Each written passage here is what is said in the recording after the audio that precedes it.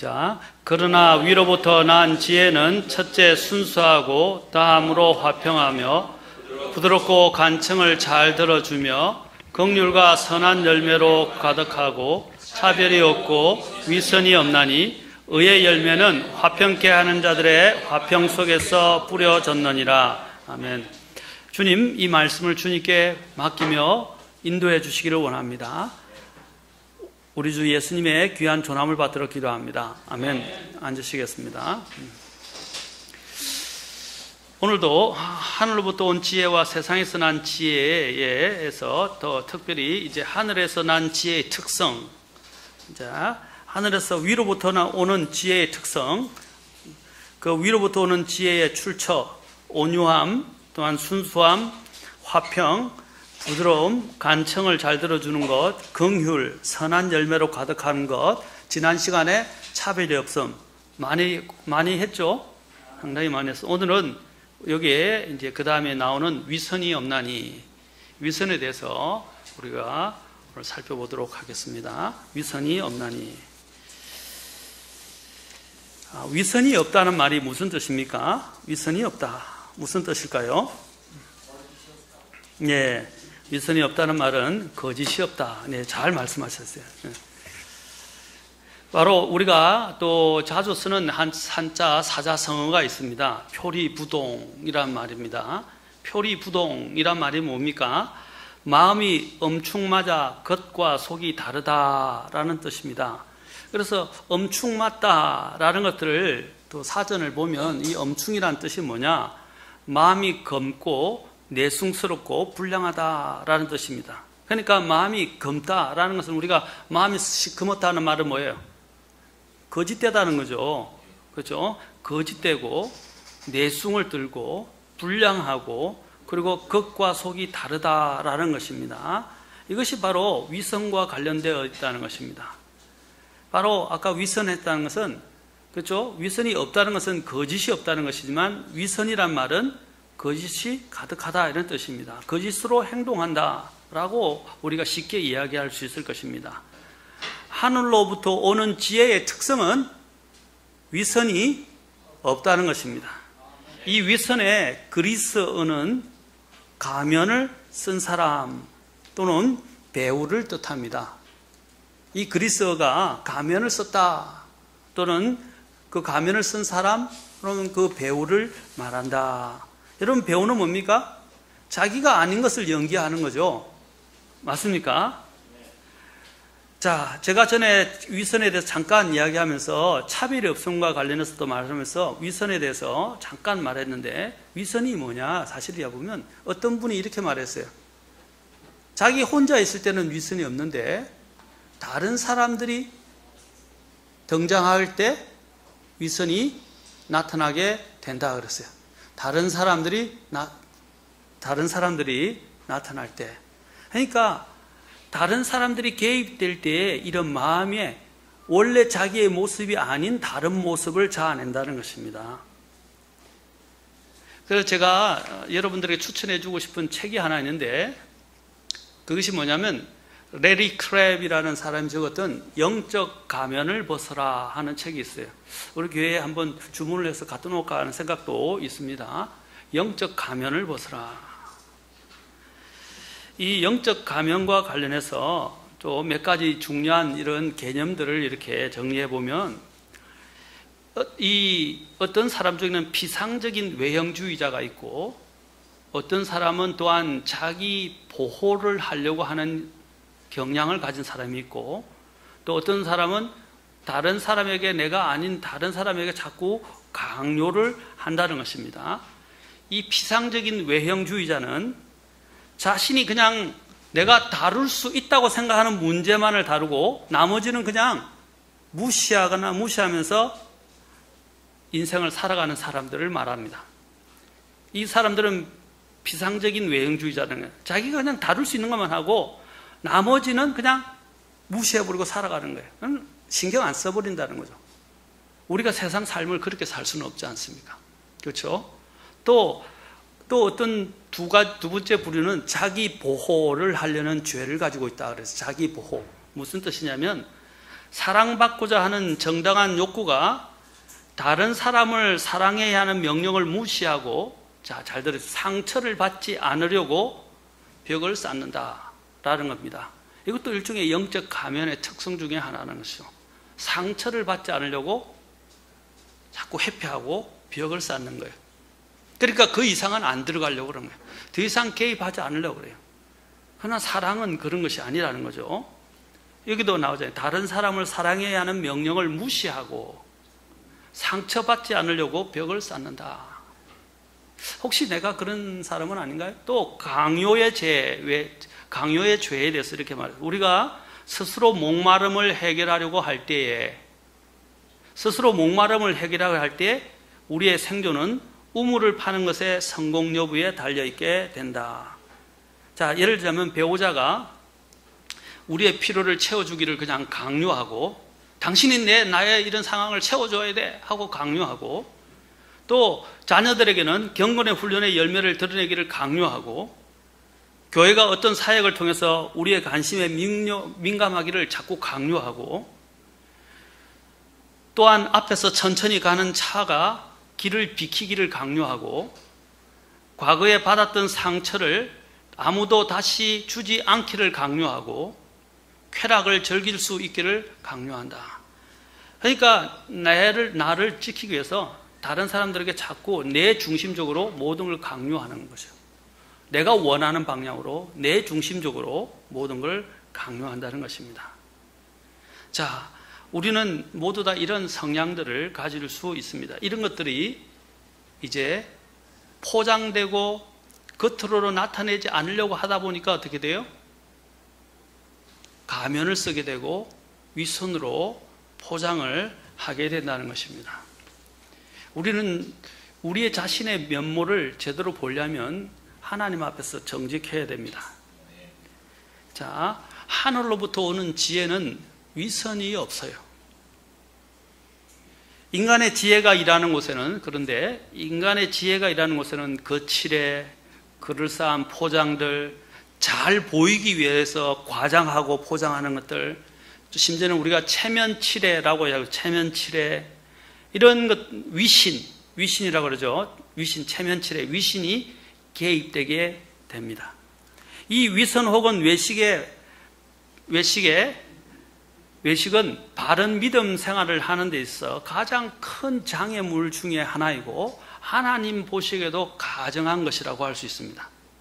그리스도인이라면 마음속에서 짜내어지는 이 위선의 싹을 처음부터 뿌리 뽑아야 합니다.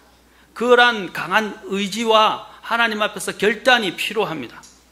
위선적인 이런 신앙은 복음의 정면 대치되게 되고 나중에는 관계의 문제를 해치게 됩니다. 겉으로는 좋아 보이죠. 그러나 내면이 바르지 않기 때문에 나중에는 문제를 일으키게 돼요. 나중에는. 그리고 하나님 앞에서도 옳지 못합니다. 하나님이 보시는 게 뭐예요? 지난 시간에 봤잖아요. 하나님 우리의 외모를 보십니까? 우리의 내면을 보십니까? 중심을 보시잖아요. 우리의 중심을 보시는데, 우리는 하나님 앞에서 우리의 중심을 좋은 바른 동기를 가지고 일을 해야 하는데, 그 중심을 가려버리고 하나님이 안 보시는 것처럼 하면서 겉으로만 포장해서 다른 사람한테 보이려고 그런다는 거죠. 위선자라는 것은 남에게 보이기 위해서 선을 행하는 사람도 위선자라고 할 수 있습니다. 남에게 보이기 위해서. 말과 행동이 일치하지 않을 뿐 아니라 명예를 사랑하고 사람들에게 존경받기를 또한 좋아합니다. 또 관심받기를 좋아하고 사랑받고 싶어 합니다. 그러나 내가 다른 사람들에게 사랑과 존경을 주려고는 하지 않는다는 것입니다. 참 이기적이죠. 그리고 외양은 마치 아주 미려한 양장본으로 되어 있으나 내용은 형편없는 책들이 있지 않습니까? 겉은 우리가 그렇죠. 상품도 보면 포장은 그럴싸하고 멋진데 열어보면 없어요. 오늘날 이 현대 상품들을 보세요. 과자도 보세요. 과자에 뭐 질소인가 뭔가를 넣는다 그랬죠? 뭐를 넣는다 그러더라? 가스를 넣는다 그러잖아요. 예? 질소 맞죠? 질소가스. 그래서 봉지가 이렇게 큰데 뻥 뜯어보면 과자가 없어요. 또 이 비스켓 같은 것도 해서 비스켓을 열어보면 뭐예요? 포장역에 쌓아놓은 그 포장이 엄청 크고 안에 과자는 몇 개 없어요. 요즘 다 상술이라는 거죠. 마찬가지랑 여기도 마찬가지로 또 책들도 보면 막 멋지게 비싸게 양장본으로 이렇게 책을 만들어 놨지만 실제 내용은 형편없는 책들이 있어요. 그러니까 내면적인 면을 소홀히 하고 외적인 면에 또 관심을 쏟는 사람을 우리는 위선적이다라고 말할 수 있습니다. 그래서 주님께서 마태복음 23장 24절에서 이 부분에서 말씀하신 나중에 돌아볼 겁니다. 예수님이 뭐라 해요? 너희 눈먼 안내자들아, 너희가 모기에는 긴장하고 낙타는 삼키는도다. 이 무슨 뜻이에요? 모기가 하찮은 거 아닙니까? 근데 모기에 대해서는 막 신경을 쓰고 틀어내려고 하고 막 야단 법석을 지기면서도 낙타는 그냥 아무렇지 않게 그냥 삼켜버린다는 거예요. 그러니까 작은 일에는 긴장을 하고 신경을 곤두세우면서도 예민하게 반응하면서 큰 문제는 어떻게 해요? 대수롭지 않게 생각한다는 거예요. 우리도 대인관계를 보면 이상하게 오히려 큰 문제는 사람들이 대범하고요, 작은 문제를 인해서 갈등을 갖게 되고 다른 사람들을 미워하게 되고 또 다른 사람들을 용납하지 못하는 일들이 일어나게 됩니다. 보통 이혼하게 되거나 다른 사람들과 갈등의 문제가 어디서 일어납니까? 작은 문제에서 일어난다고 그랬잖아요. 근데 큰 문제에 대해서는 사람들이 오히려 더 관대하기 쉬워요. 이상하죠? 주님이 말씀하신 이 위선자들의 가장 큰 특징이 바로 모기에는 긴장하고 낙타는 삼키는 것처럼 그들은 정말로 정말 잘못된 것은 잘못됐다고 해야 되는데 자그마한 일에만 신경을 쓴다는 거죠. 사소한 일에만. 위선자의 특성은 큰 일을 등한시하고 사소한 일에 구애된다는 것입니다. 하나님의 지혜가 일하는 곳에는 거짓 없는 믿음과 거짓 없는 사랑과 또 사랑 안에서 진리를 말하는 것과 진실됨과 정직함이 있습니다. 성경에서 그래서 자주 이야기하죠. 거짓 없는 믿음에 대해서 이야기합니다. 또 거짓 없는 사랑에 대해서 이야기합니다. 가식 없는 또한 그렇죠? 믿음에 대해서 말합니다. 위선에 대해서 많은 또한 우리의 위인들이 또한 명언을 남기기도 했습니다. 에머슨은 홀로 있을 때 사람은 정직하지만 다른 사람이 들어오는 동시에 위선이 시작된다. 아까 제가 얘기했죠? 다른 사람이 들어오는 동시에 위선이 시작된다라고 에머슨이 이야기했습니다. 세상에는 어쩔 수 없이 마음에 없는 일을 하고서도 스스로 그렇게 한 것처럼 보이려는 사람이 많다 했습니다. 세상에는 어쩔 수 없이 마음에 없는 일을 하고서도 스스로 마음이 없는 것은 사실 한 것이 아니라고 할 수 있죠. 그래도 스스로 그렇게 한 것처럼 보이는 사람이 있다. 이것도 포장이라는 거죠. 또 리차드 세실은 외식은 어리석은 짓이다.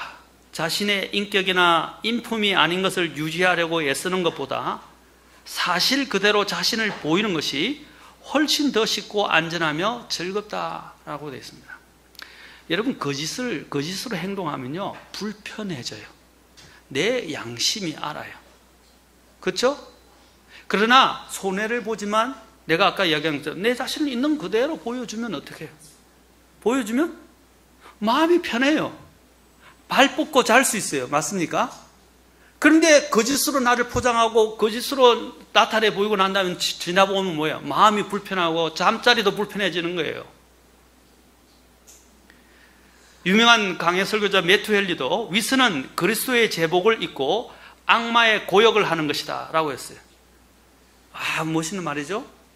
그리스도의 제복을 입었다. 겉으로는 그리스도인 척하고 제복을 입지만 그것은 악마의 고역, 정말 고질적인 그 일을 한다 이 말입니다. 또 조셉 얼라인은 위선자는 단지 천국에 가는 다리로서만 거룩을 필요로 한다. 그들은 천국에 가기 위해서만 그냥 하는 척 하는 것이지 실제 내면으로부터 주님 안에서 변화돼서 일을 하지 않는다는 거예요. 또한 헨리 스미스는 외식자는 결코 십자가를 질 수 없다 그랬어요. 외식하는 사람들은 자기의 아까 방어적이고 자기 중심적이기 때문에 희생을 하지 않으려고 그래요. 자기를 내려놓으려고 하지 않는다 이 말이에요. 그 다음에 한 사람을 더 하면 토마스 아담스는 위선자는 엄밀한 무신론자이다 라고 했어요. 위선자는 엄밀한 무신론자이다. 왜냐하면 만약 그가 하나님의 존재를 믿는 사람이라면 그렇게 뻔뻔스럽게 하나님 앞에서 하나님을 속이는 짓을 하지는 못할 것이기 때문이다. 그런 의미에서 무신론자라는 거죠. 왜냐하면 그 위선을 행하고 있는 동안에는 하나님이 없다고 생각하는 거거나 아니면 하나님을 믿지 않는 것과 같다는 거죠. 아주 대단한 말이죠. 토마스 아담스는 위선자는 엄밀한 무신론자이다. 잘 생각해 보세요. 그 칼과 칼집이라고 했던 그 한옥 목사님이 있는데 그것도 저도 한번 쭉 훑어보고 읽어봤던 적이 있었는데 왜냐하면 저희 장인어른 집에 또 있어가지고 한번 훑어봤었어요. 그 한옥 목사님이 이제 칼과 칼집이라는 그곳에서 이렇게 적었습니다. 조금 길지만 여러분의 참조를 위해서 한번 들어보십시오. 위선은 한자로 거짓 위에 착할 선을 쓴다. 즉 선한 것인 양 위장하는 것을 의미한다. 가만히 생각해보면 위선이란 결국 도덕적 결벽성 때문에 생긴 것이다. 미국 서부의 한 대형 교회에서 과거에 치명적인 도덕적 죄를 지은 적이 있는 사람들을 대상으로 설문조사를 했더니 이들 중 대부분이 평소에 나는 절대 그런 짓을 하지 않을 것이다, 그런 죄를 짓지 않을 것이다 라고 큰 소리치던 도덕적 결벽주의자들이었다는 것이다. 제가 말했죠. 전에도 제가 설교했죠. 이스라엘 백성들이 뭐라고 그랬어요? 예수님 당시에 이스라엘 백성들이 옛날에 주님이 보내신 그 대언자들이 있었잖아요. 그렇게들이 그럽니다. 그 대언자들이 그 있던 시대에 내가 있었더라면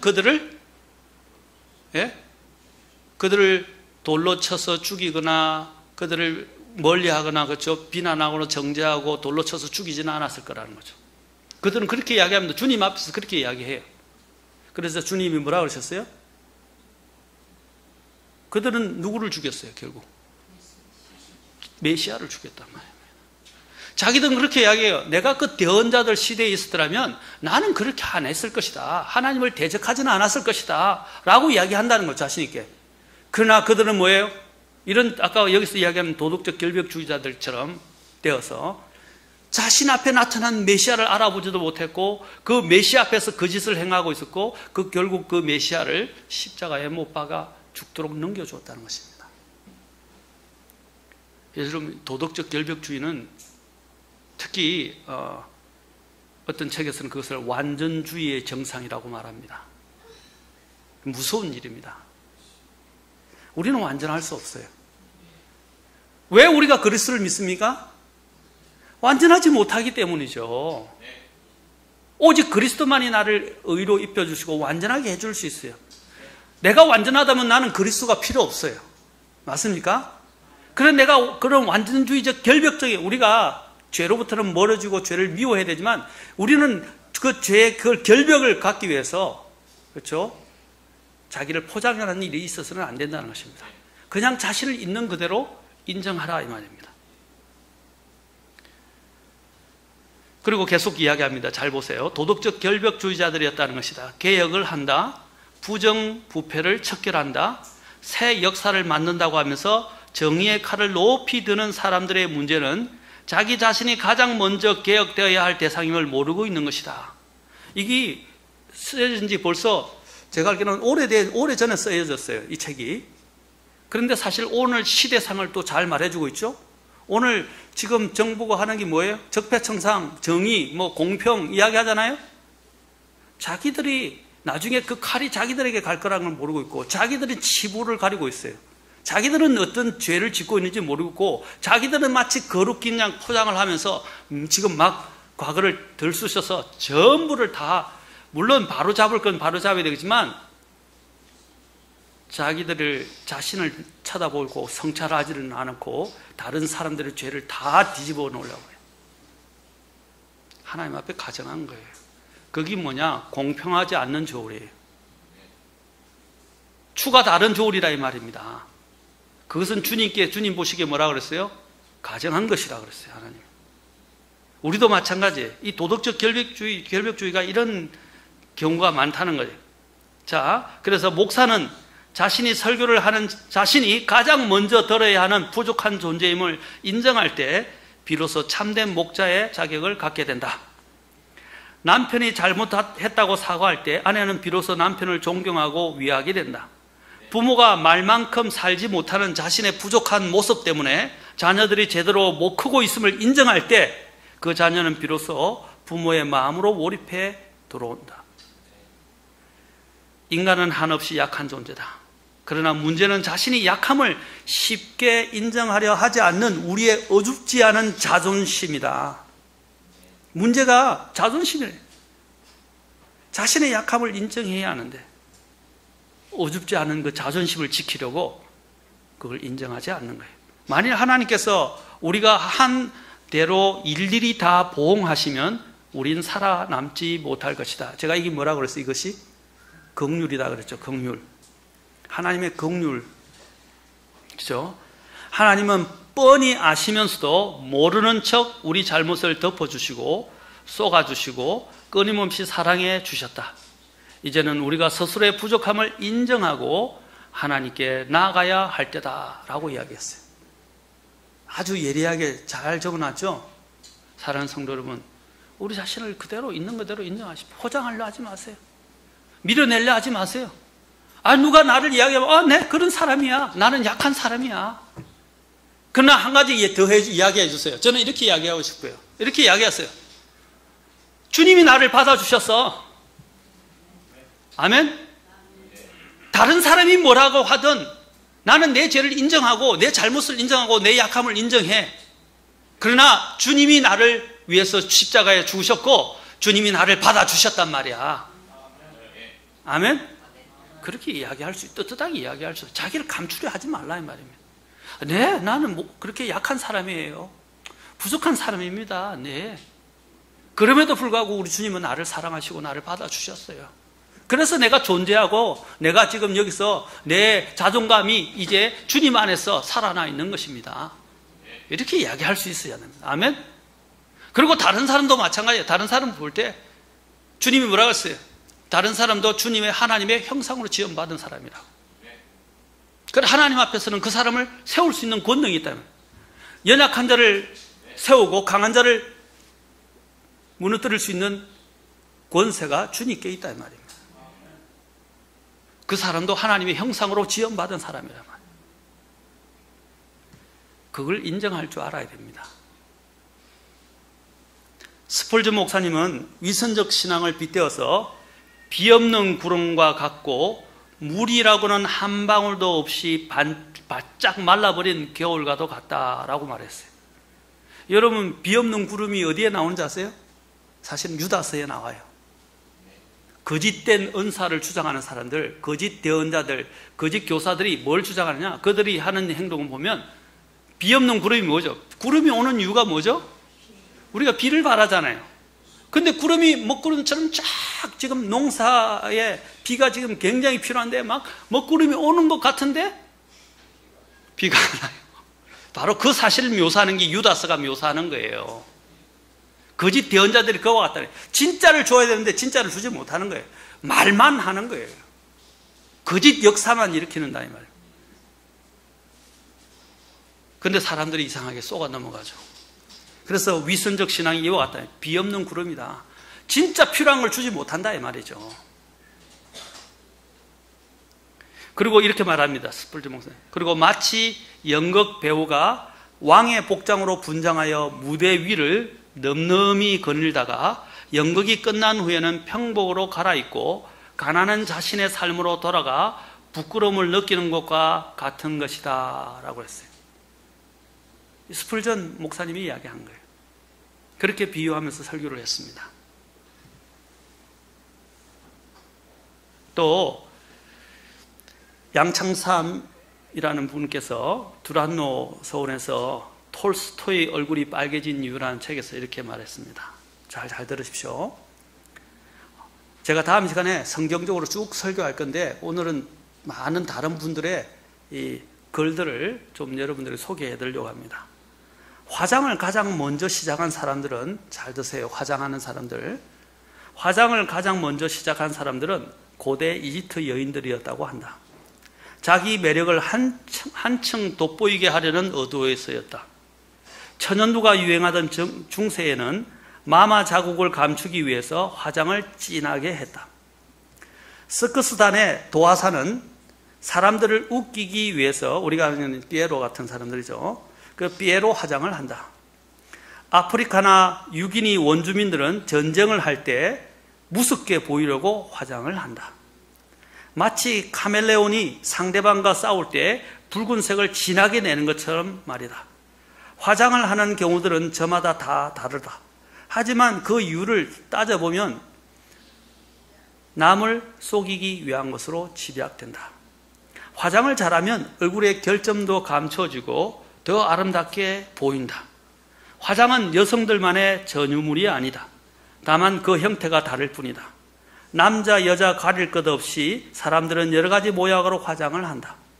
학벌, 가문, 지역, 돈, 명예 등 여러 가지 다양한 화장 도구들을 사용한다.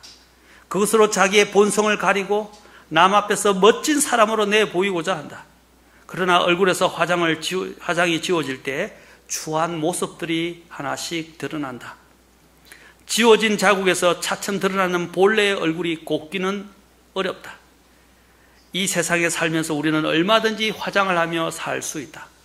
그러나 잘못된 화장은 언젠가 지워지게 마련이고, 이 땅에서 지워지지 않는다 해도 하늘나라에서는 모든 것이 지워질 것이다.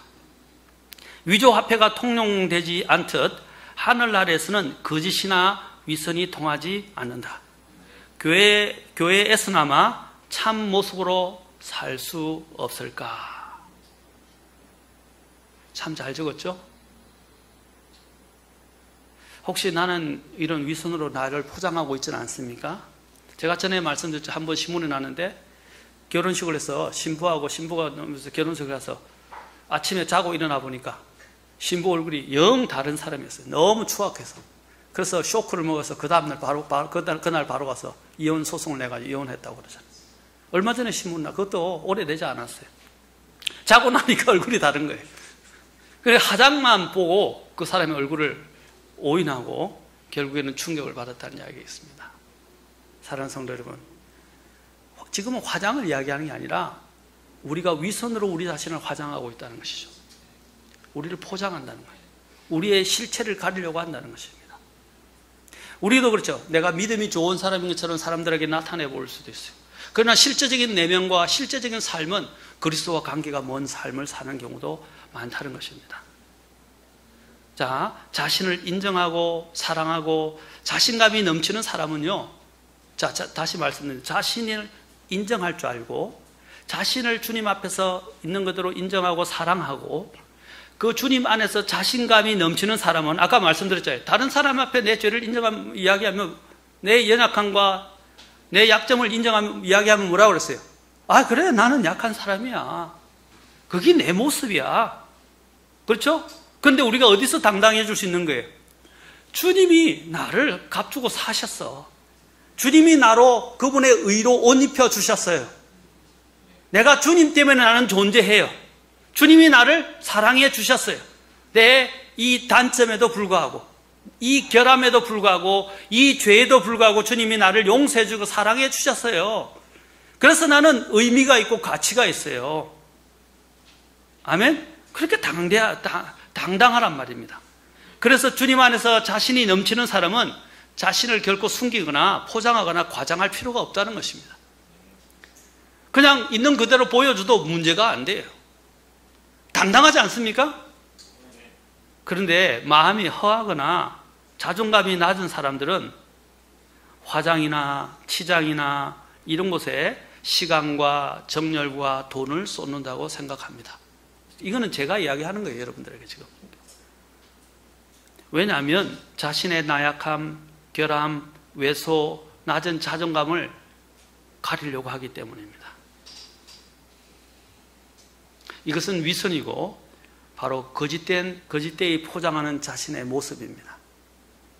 그래서 우리는 우리 주님의 도움이 필요합니다. 우리 주님이 정말로 필요합니다. 그래서 우리 찬송 중에 이런 찬송이 있어요. 저도 좋아하는 찬송인데, 나 주의 도움 받고자 주 예수님께 빕니다. 그 구원 허락하시사 날 받으시옵소서. 내 모습 이대로 주 받으옵소서. 날 위해 돌아가신 주 날 받으시옵소서. 주 내 주님 서신 발 앞에 나 꿇어 엎드렸으니 그 크신 역사 이루게 날 받으옵소서. 내 모습 이대로 주 받으옵소서. 날 위해 돌아가신 주 날 받으옵소서. 주님은 우리의 연약함을 감싸 주시고 우리를 능히 변화시킬 수 있으신 분이십니다. 아멘. 자, 히브리서 4장 15, 16절 읽어주겠습니다.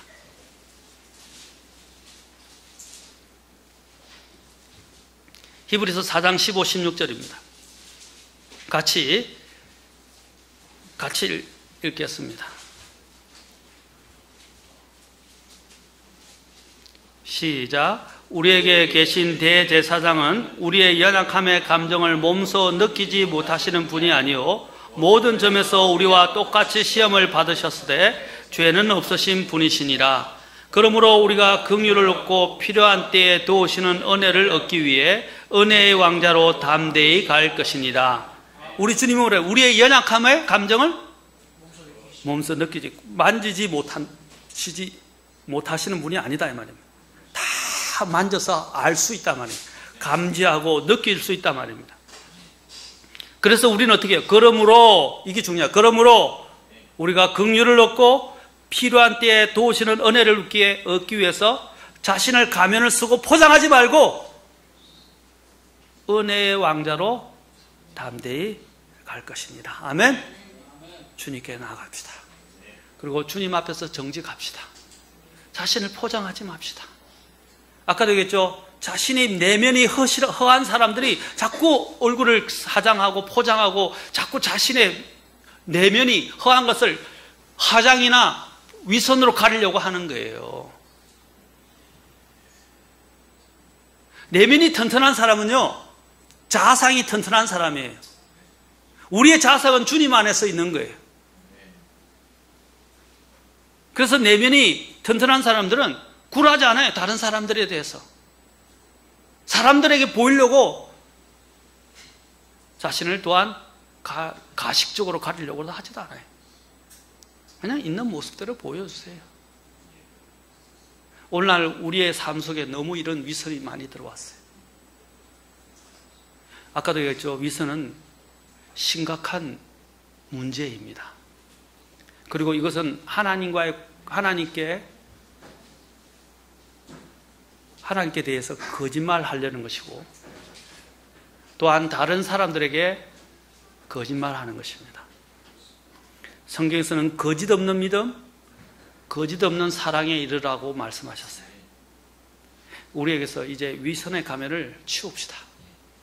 그리고 있는 모습 그대로를 인정하고, 아까도 말씀드려요. 나 같은 죄인을 주님이 받아주셨다. 주님, 나중에는 이 세상 사람들이 나를 인정하는 게 아니고 이 세상 사람들이 나를 판단하고 심판하는 게 아니에요. 누가 판단하고 심판하십니까?